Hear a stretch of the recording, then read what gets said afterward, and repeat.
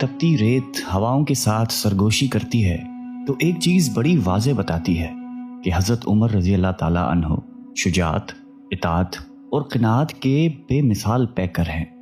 تیر اندازی، پہلوانی اور خطابت میں آپ نے مہارت حاصل کی۔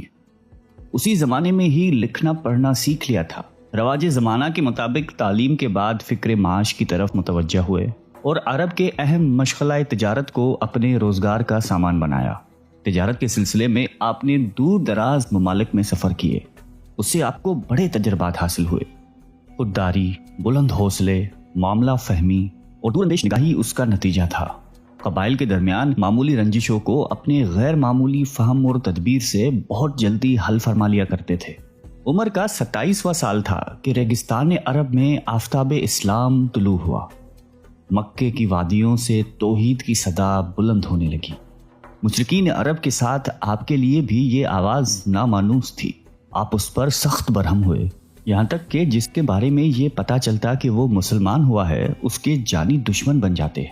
ان کے خاندان کی ایک کنیز مسلمان ہو گئی تھی، اس کو اتنا مارا کہ مارتے مارتے تھک جاتے۔ اس کنیز کے علاوہ بھی جس پر زور چلتا اس کو خوب مارتے پیٹتے، لیکن اسلام کا نشہ ہی ایسا تھا جو ایک بار چڑھ جاتا تو اترنے کا نام ہی نہیں لیتا تھا۔ ان تمام سختیوں سے ایک شخص کو بھی اسلام سے نہ اتار سکے۔ قریش میں سیدنا عمر فاروق رضی اللہ تعالیٰ عنہ کی طرح ابو جہل بھی مسلمانوں کی دشمنی میں صف اول میں تھے۔ ایک دن نبی اکرم صلی اللہ علیہ وآلہ وسلم نے دعا فرمائی کہ اے اللہ، اسلام کو یا تو عمر بن خطاب یا ابو جہل کے ذریعے معزز کر دے، مگر یہ دولت تو ازل سے ہی سیدنا عمر فاروق رضی اللہ تعالیٰ عنہ کی قسمت میں لکھی جا چکی تھی۔ دعا نبی کی ہو تو اثر کیسے نہیں دکھاتی۔ اسلام کا سب سے بڑا دشمن جانثار اور دوست ہو گیا۔ اللہ نے عمر فاروق کو اسلام کی نعمت سے نواز دیا۔ ان کے اسلام لانے سے ایک زلزلہ برپا ہوا۔ مشرکین ان کے گھر کے ارد گرد جمع ہو کر نعرے بازی کرنے لگے، صبا عمر، صبا عمر، عمر بے دین ہو گیا۔ لیکن کسے معلوم تھا کہ عمر فاروق نے اپنی زندگی کا مقصد جان لیا تھا۔ سیدنا عمر فاروق رضی اللہ تعالیٰ عنہ کے اسلام لانے سے ایک نیا دور شروع ہو گیا۔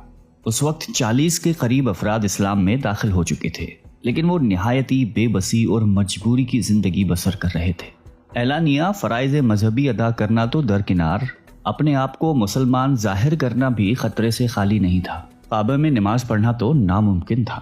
آپ نے مشرکین کو جمع کر کے بڑی جرأت مندی اور بہادری سے اپنے اسلام کا اعلان کیا۔ کسی میں اتنی ہمت نہیں تھی کہ آپ کے سامنے کھڑا ہوتا۔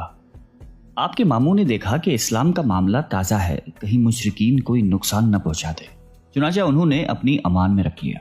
لیکن امیر المومنین اسلام کے قبل اپنی آنکھوں سے مسلمانوں کی مظلومیت اور بے بسی دیکھ چکے تھے، اس لیے مسلمانوں کی محبت کی وجہ سے اس امان کو ٹھکرا دیا اور عام مسلمانوں کی طرح مل کر مشرکین کے مصائب کو استقامت کے ساتھ سہنے کو تیار ہو گئے، اور اعلان کیا کہ اب نماز جماعت کے ساتھ کعبہ میں ادا کی جائے گی۔ یہ پہلا موقع تھا کہ مسلمانوں نے کعبے میں نماز ادا کی۔ اس بہادری کے انعام کے طور پر دربار نبوت سے فاروق کا لقب ملا۔ مکہ میں جس طرح مسلمانوں کی تعداد بڑھتی گئی، مشرکین قریش کے بغض و عناد میں بھی ترقی ہوتی رہی۔ پہلے وہ فطری خون خواری اور جوش مذہب کی وجہ سے اذیت پہنچاتے تھے، لیکن اب انہوں نے سیاسی استحصال بھی شروع کر دیا تھا۔ مکہ میں مسلمانوں کی زندگی مشکل سے مشکل تر بنتی جا رہی تھی۔ مسلمان حضور اکرم صلی اللہ علیہ وآلہ وسلم کی اجازت سے مدینے کے ساتھ مختلف ممالک میں ہجرت کرنے لگے۔ تمام مسلمانوں نے خفیہ اور پوشیدہ ہجرت کی۔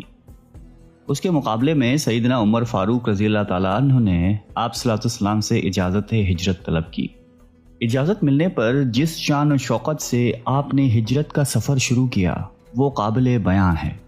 آپ نے گردن میں تلوار لٹکائی، تیر نکال کر ہاتھ میں رکھے، کعبہ کے پاس آئے، 7 دفعہ طواف کیا اور مقام ابراہیم پر 2 نفل ادا کیے۔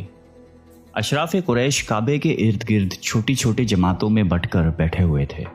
آپ ہر جماعت کے پاس آتے اور فرماتے کہ تمہارے چہرے خاک آلودہ ہوں، جو چاہتا ہے کہ اس کے بچے یتیم ہوں، اس کی بیوی بیوہ بنے، وہ اس وادی کے پار آ کر میرا مقابلہ کرے۔ سنو، میں مدینے ہجرت کر رہا ہوں۔ کون ہے مقابلے کو تیار؟ آئے میدان میں۔ للکار فاروقی کے سامنے سب کی بہادری دم توڑ گئی اور کوئی بھی مقابلے کو تیار نہ ہوا۔ اس کے بعد جماعت در جماعت ہجرت کر کے مدینے میں جمع ہونے لگے، حتیٰ کہ سرور کونین صلی اللہ علیہ وآلہ وسلم خود ہجرت کر کے مدینے نازل ہوئے۔ آپ صلی اللہ علیہ وآلہ وسلم نے مہاجرین اور انصار کے درمیان بھائی چارہ قائم کیا۔ انصار نے اس میں جان نثاری کی مثالیں قائم کر دی تھی۔ مدینے میں اب مسلمان سکون و اطمینان کے ساتھ عبادت کرنے لگے تھے کہ غزوہ بدر کا عظیم موقع پیش آیا۔ امیر المومنین اس موقع میں حضور اکرم صلی اللہ علیہ وآلہ وسلم کے لیے اپنی مدبرانہ رائے، معاملہ فہمی اور شجاعت و بہادری سے دست بازو بنے رہے۔ اس موقع میں مسلمان سرخرو ہوئے، کامیابی اور کامرانی ان کا نصیب بنی اور کفار کو شکست سے دوچار ہونا پڑا۔ اس موقع میں سرداران قریش کی بڑی تعداد گرفتار ہوئی۔ اس بات پر بحث ہونے لگی کہ ان کے ساتھ کیا معاملہ کیا جائے۔ سیدنا ابو بکر صدیق رضی اللہ تعالی عنہ اور دیگر صحابہ کی رائے یہ تھی کہ ان سے فدیہ لے کر آزاد کر دیا جائے، جبکہ امیر المومنین کی رائے تھی کہ ان سب کو قتل کر دیا جائے۔ آپ علیہ السلام نے حضرت ابو بکر صدیق رضی اللہ تعالی عنہ اور اکثر صحابہ کی رائے پر عمل کرتے ہوئے ان تمام کو فدیہ لے کر آزاد کر دیا۔ اس کے علاوہ آپ نے جنگ احد، خندق، خیبر اور فتح مکہ جیسے عظیم موقعوں میں نمایاں خدمات سر انجام دی۔ سیدنا ابو بکر صدیق رضی اللہ تعالی عنہ کی وفات کے بعد آپ خلافت میں آئے۔ اپنے 10 سال کی دور خلافت میں فارس، روم، ایران، عراق، شام، بیت المقدس جیسے عظیم سلطنتوں کو فتح کیا۔ وقت کے فرعونوں کی حکومت کے تختے الٹ دیے، پوری دنیا میں اسلام کا ڈنگا بجا دیا۔ اپنے دور خلافت میں ملکی نظم و نسق کو باقاعدہ منظم کیا۔ آپ کی حکومت میں ملک کے تمام ضروری شعبے وجود میں آ چکے تھے۔ اپنے مملکت کو صوبوں اور ضلعوں میں تقسیم کیا۔ ہر صوبے میں بڑے عہدیدار مقرر کیے، جن میں حاکم صوبہ، قاضی، فوجی محکمہ، منشی، کلرک وغیرہ شامل تھے۔ ملکی و قومی مسائل مجلس شوری میں پیش ہو کر طے پاتے تھے۔ آپ اپنے دور خلافت میں حکام اور حکومی ملازمین کی کڑی نگرانی کرتے تھے۔ اگر ضرورت پڑتی تو عدالت کے کٹہرے میں لا کر کھڑا کر دیتے تھے۔ آپ نے قابل زراعت زمین کے لیے نہریں کھدوائیں، زراعت کے پیشے کو فروغ دیا، عشر و خراج کے منظم احکام جاری فرمائے، جیل خانے اور بیت المال جیسے اہم شعبے ترتیب دیے، تعمیرات کو سرکاری طور پر ترقی دلوائی۔ آپ نے نئی آبادیاں قائم کی جس میں بصرہ، کوفہ اور دیگر شہر شامل ہیں۔ اشاعت اسلام کے لیے آپ کی خدمات قابل قدر ہیں۔ آپ کے اثرات پر قرآن، جو اساسہ اسلام، دستور اور منشور ہے، مرتب کیا گیا۔ آپ نے اپنے دور خلافت میں اس کے درس و تدریس کو رواج دیا۔ معلمین، حفاظ اور موزنین کی تنخواہیں مقرر کی۔ اشاعت حدیث کے لیے بھی صحابہ کو مختلف ممالک کی طرف روانہ فرمایا۔ آپ نقل احادیث میں بڑی احتیاط فرماتے تھے۔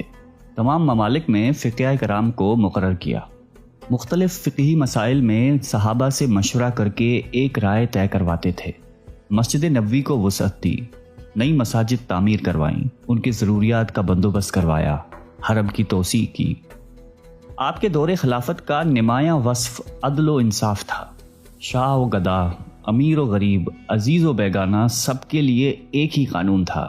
عدل فاروقی کا دائرہ صرف مسلمانوں تک محدود نہیں تھا، بلکہ ان کا دیوان عدل مسلمان، یہودی اور عیسائی سب کے لیے یکساں تھا۔ آپ فطرتاً ذہین اور صائب الرائے تھے۔ آپ کی رائے کے مطابق کم و بیش 20 آیتوں کا نزول ہوا، جنہیں موافقات عمر کے نام سے یاد کیا جاتا ہے۔ اسیران بدر، اذان، حرمت شراب، مقام ابراہیم کو مسلح بنانا اور ازواج مطہرات کے پردے سے متعلق آراء مشہور ہیں۔ قربت نبی علیہ السلام کی وجہ سے آپ کو احکام میں بہت مہارت تھی۔ اس کے باوجود بھی کسی مسئلے میں الجھن ہوتی تو بلا پسو پیش صحابہ سے دریافت فرما لیتے۔ قرآن مجید کی تلاوت کرتے وقت مجتہدانہ انداز سے بڑا غور فرماتے تھے۔ اس کی بدولت قرآن مجید سے دلائل دینے میں بڑی مہارت تھی۔ آپ کے اخلاق و عادات دین محمدی کی عملی تصویر تھے۔ آپ کے آئینہ اخلاق میں خلوص، دنیا کی لذتوں سے اجتناب، حفظ لساں، حق پرستی، راست گوئی، تواضع اور سادگی کا عکس نمایاں نظر آتا تھا۔ جنت کا پروانہ ملنے کے باوجود آپ کا خوف خداوندی اور خشیت الہی قابل دید تھی۔ رات بھر عبادت، ذکر و اذکار میں مشغول رہتے، نماز میں عموماً ان آیات کی تلاوت فرماتے جس میں خدا کی عظمت و جلال کا بیان ہو۔ ان کی آیات کی وجہ سے آپ اس قدر روتے کہ ہچکی بن جاتی۔ سیدنا عمر فاروق رضی اللہ تعالیٰ عنہ کے دل میں حب رسول اور اتباع سنت رچی بسی ہوئی تھی۔ آپ جمال نبوت کے سچے شہدائی تھے۔ اس راہ میں جان و مال، آل و اولاد، عزیز و اقارب کی قربانی سے پیچھے نہیں ہٹتے تھے۔ زہد و قناعت کا پیکر تھے۔ دنیا کی طلب، حب جا و مال سے نفرت فرماتے تھے۔ آپ کی زندگی نہایت سادہ تھی۔ کھانے میں بغیر چھنے ہوئے آٹے کی معمولی روٹی اور روغن زیتون ہوتا تھا۔ خلافت ملنے کے بعد نہایت محتاط ہو گئے تھے۔ فقر و فاقہ اور تنگ دستی سے زندگی بسر کر لیتے تھے۔ نہایتی متواضع شخصیت کے مالک تھے۔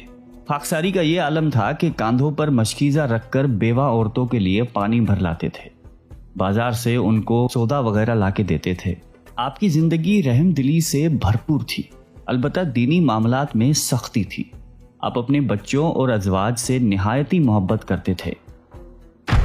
فیروز نامی ایک پارسی غلام نے آپ سے اپنے آقا کے بھاری محصول کی شکایت کی۔ شکایت بے جان تھی، اس لیے آپ نے کوئی توجہ نہ کی۔ اس پر وہ آگ بگولا ہوئے اور صبح کی نماز میں خنجر لے کر اچانک حملہ کر دیا اور مسلسل 6 وار کیے۔ زخم ایسا کاری تھا کہ آپ اس سے جان بر نہ ہو سکے۔